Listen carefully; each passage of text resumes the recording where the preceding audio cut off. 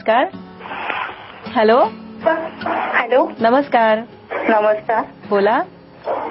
माझा मुलगा आहे ना 5वीला आहे. बरं.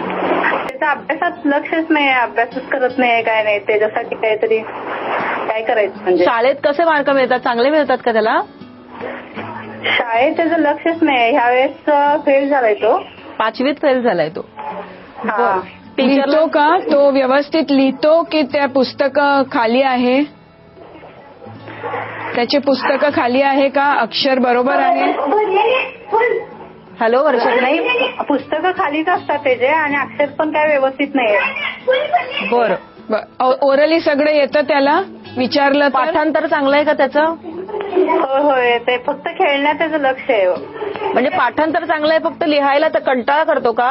हा, कंटाळ करतो तो फक्त. बरं बरं बरं. आपण विचारूया सलमाताईंना. सलमाताई, हो, इथे मुलाला लर्निंग रायटिंग डिफिकल्टी असू शकते, म्हणून ते 2 प्रश्न विचारले की पुस्तकं खाली आहे आणि अक्षर. हे 2 ह्याच्या बरोबर दुसरे सिम्पटम्स हे असतात की मुलांना खेळमध्ये जास्त आवड असते, त्यांना लिहायची कुठचीही गोष्ट लिहायला आवडत नाही.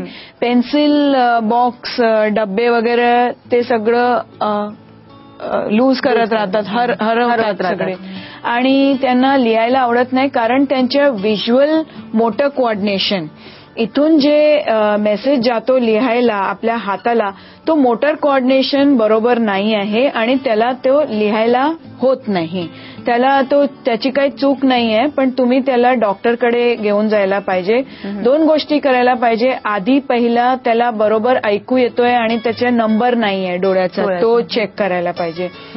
दुसरं म्हणजे तुम्ही एक काउन्सिलरकडे जे रायटिंग डिफिकल्टीला मदत करतात तिथे घेऊन जा त्यांना, कारण त्याचं मोटर कोऑर्डिनेशन ते व्यवस्थित झाला की तो लिहायला लागणार.